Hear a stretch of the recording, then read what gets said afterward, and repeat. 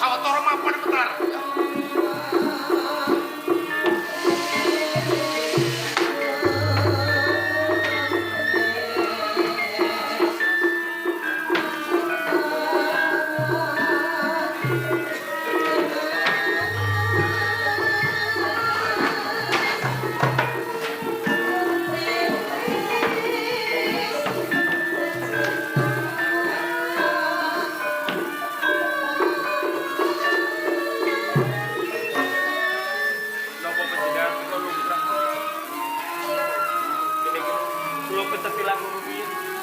Sanipun ilang ora. Kok dhisik kae swara apa, Kang? Loh, sinten lho? Hei. Hei.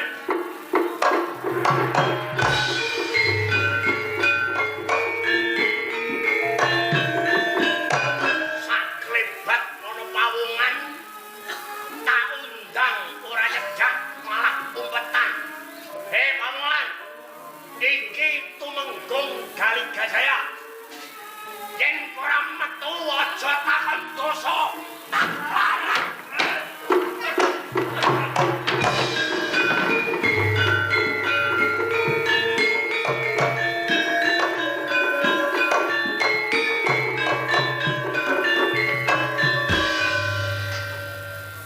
Sutadi Kencanawati.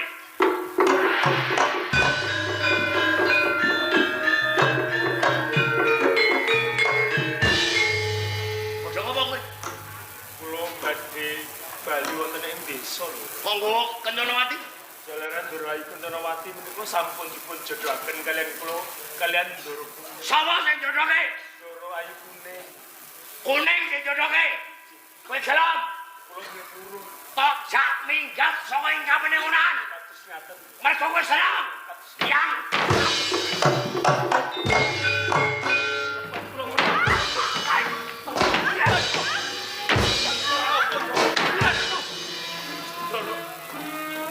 sakit Ndoro. dereng maju keling balen-balen lungan-lungan amben diajak ngomong. Lepas kula menapa Ndoro? Salahku kowe nyenengi Kencanawati kok ngerti? Kencanawati atape bojo aku dhewe. Nanging sedaya kula wau awis saking kajian pun Ndoro arep. Kowe seneng? Kula tresno kalian. Kencanawati seneng. Kowe ngerti melingku? Kowe ngerti melingku apa ora?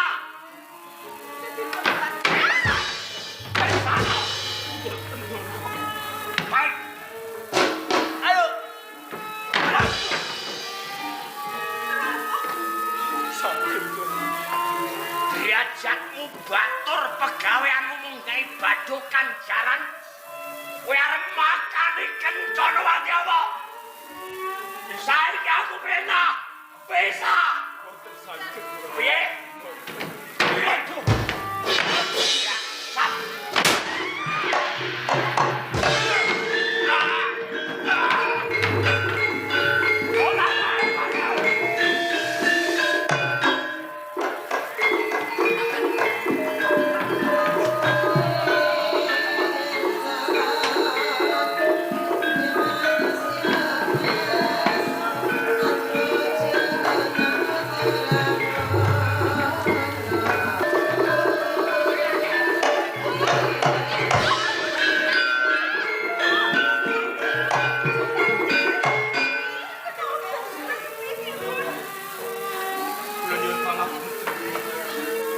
Jalaran kula mboten saged njagi kaweljenganipun Ndoro Ayu Kencanawati.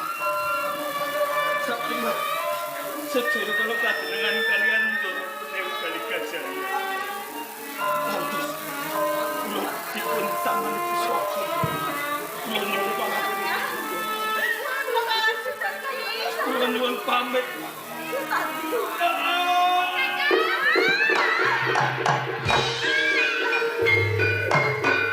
Hon keparat kowe kuning.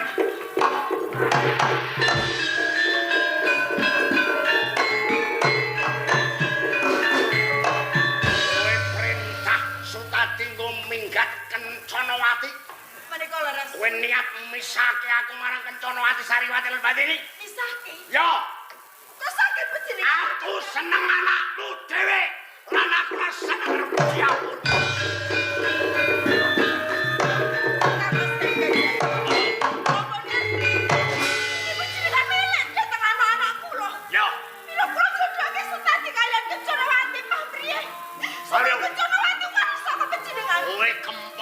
kaya jambul waneng tuwek keplek yang kaplak. Ora pantes dadi bojoku. Luwih becik kowe dadi gedhi palwan kudu manut marang aku. Aku pengen rabi nawe kersane anak. Kencrawati Sariwati bandiri anakku lho. Karemu Tetep tak kukuwi kula.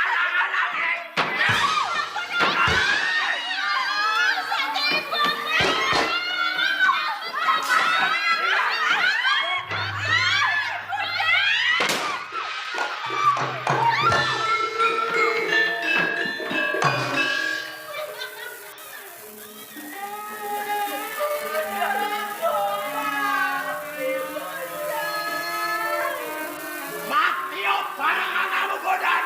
Sariwati.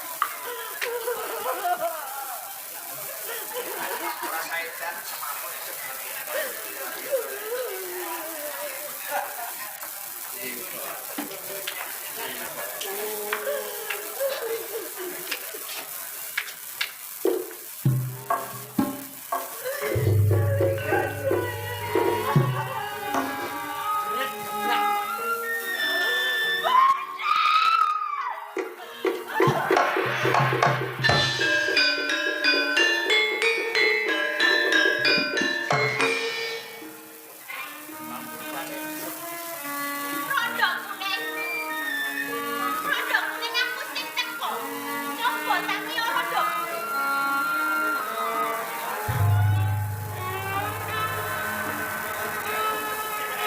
Coba waspada. Apa sing ana ing pengarepanku rondo? Jeneng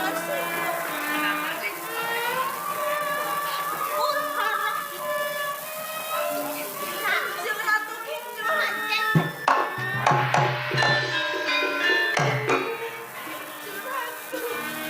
Rondo. Wes mangateni kabeh apa sing dadi lelakon uripku. Welas banget karo lelakon urip. Aku ora tega banget karo Rondo. Kanjeng Ratu. Jenengan Yesus lelakon. Den bener.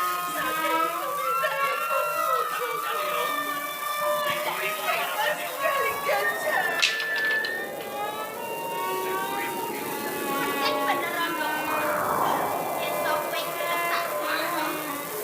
Kowe gelem tak wenehi tulung Rondo. Dumargi kados pundi jenengan tetulung dumateng kula Kanjeng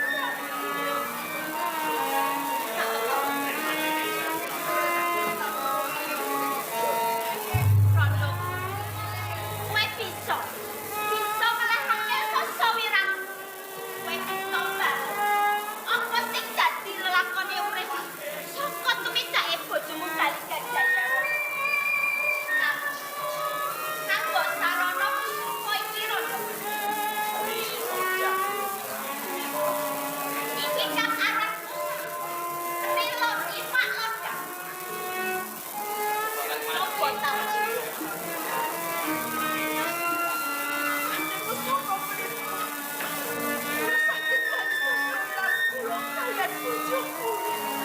Yang bener ora takut karo apa sing dadi lelakon.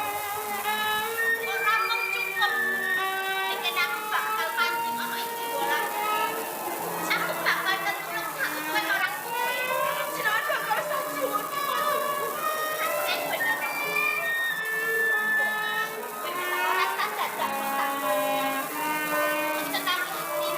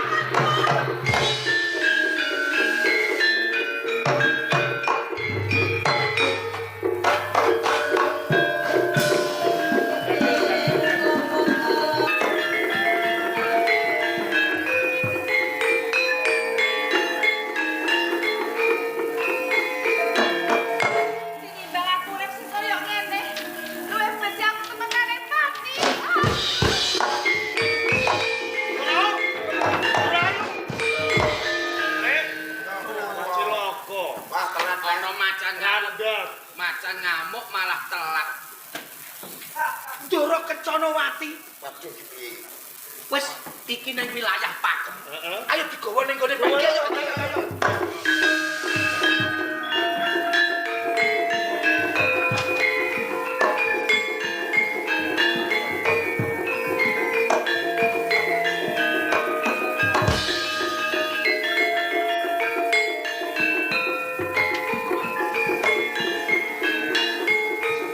Pak, bareng iki.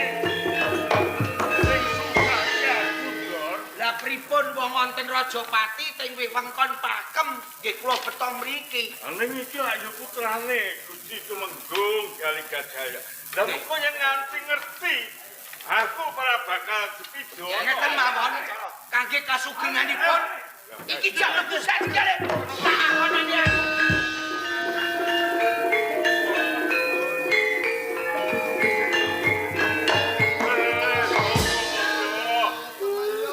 Gusti Tumenggung Galigajaya. Lanang iki ana apa? Wis sedot. Nggih, pripun? Sampeyan kuwi nek lurahe kene. Leres. Aku teko mrene pengen golek anakku Sariwati Kencanawati bandingi. Mboten wonten tiyang Jurnalis mriki. ono perkara apa? Niki bojone Sendot. Napa iki? Niki ninggal. Perkarane Oh, apa? mboten caket-caket. Ini penyakit. Niki kene penyakit Babi, flu babi. mboten kula piting Temanyar. kena penyakit sketer. Pangan naga. Kae lho. Niki Perkarane apa, Pak? Anggih niki gerah sakit. sakit Anakmu. bojo kula niki wau ra nyidam. Heeh. Kepengin mangan bakso diutal sak gerobake to.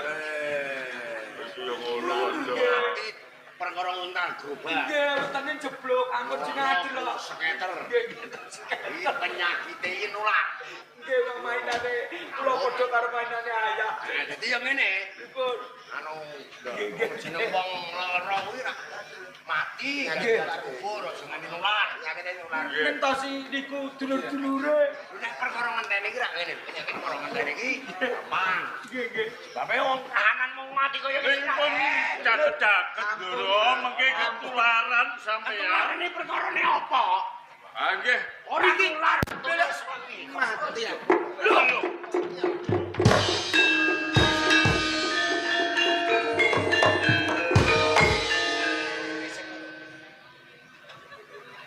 Kencanawati mati. Yen ora sapa?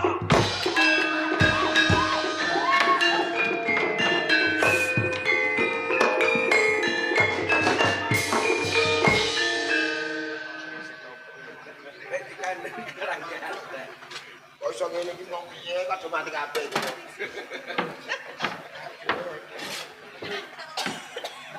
Gara-gara lurah keparat. Aduh, mati.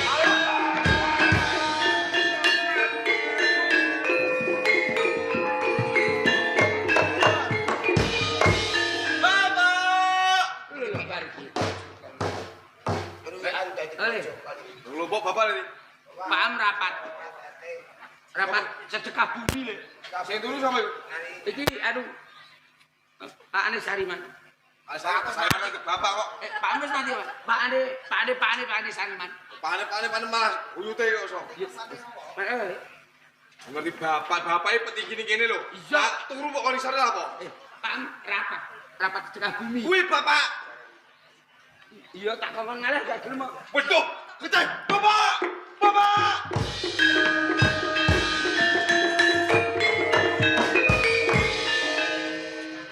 Wis mati bapak. Sing mati bapak sapa wae? Ora le. Iki mang ceritane lah. Ana bocah nom-noman rene jenenge Adi Guna. Adi Guna.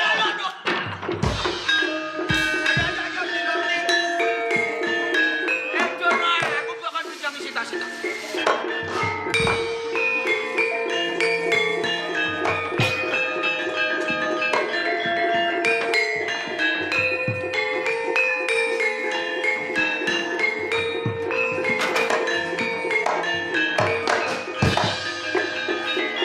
Ati Guru.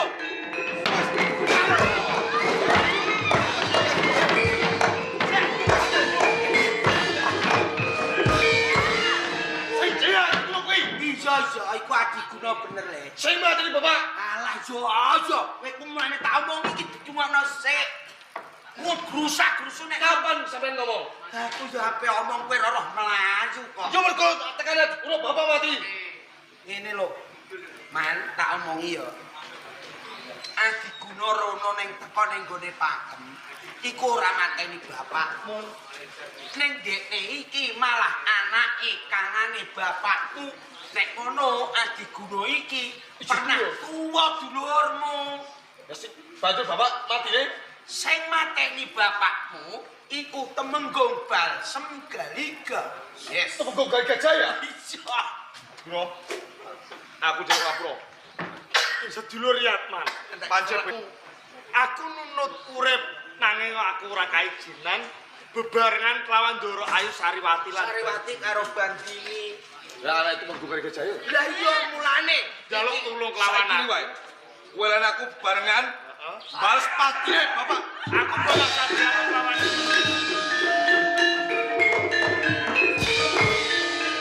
Cepet kowe iki lho mlayune.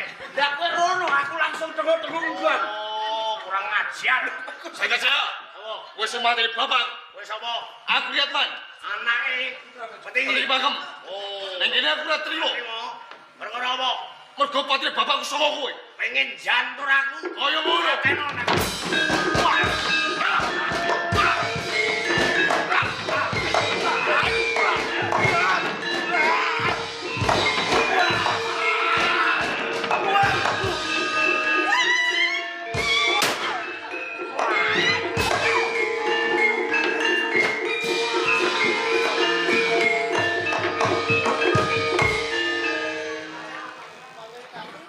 Bocah bagus sakon.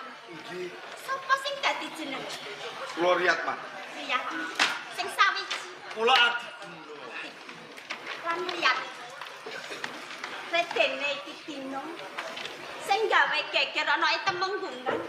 Temenggung Galiga Jaya wis tumekaning pati. Riyad. Kan kowe bocah wadon. Sopo sing dadi jeneng? Kula Sariwati. Sariwati. Lan kuwi kula Bendi. Sariwati lan Bandi. Riyad. Mungkin aku bakal wani tutup karo. Menapa kuwi? Bocah wadon sing aran Sariwati bakal tak pasrahke sauke marang Sariwati sampean pasrahke. Hajen bener. Ora pedo lan Adiguna. Nggih, kados pundi?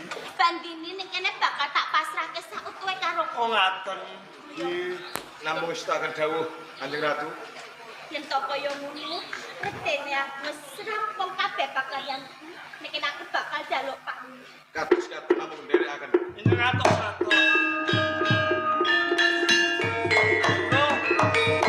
Sedulur Yatman. Siji ding padha rasa. Padha rasa.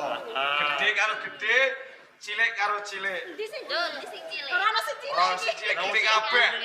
Yo, saiki ana ing Pakem, Heeh. Surabaya lan Mataram wis padha tentrem. Tentreme Mataram, Surabaya lumeber ana ing desa Singgahan. Sak sampunipun nimbali kepek Wayu Manggala. Mugi-mugi masyarakat wonten ing Singgahan Amin. cepak rezeki Amin. adoh bilang. Amin. Monggo sami dipun bojonomi moho mantra.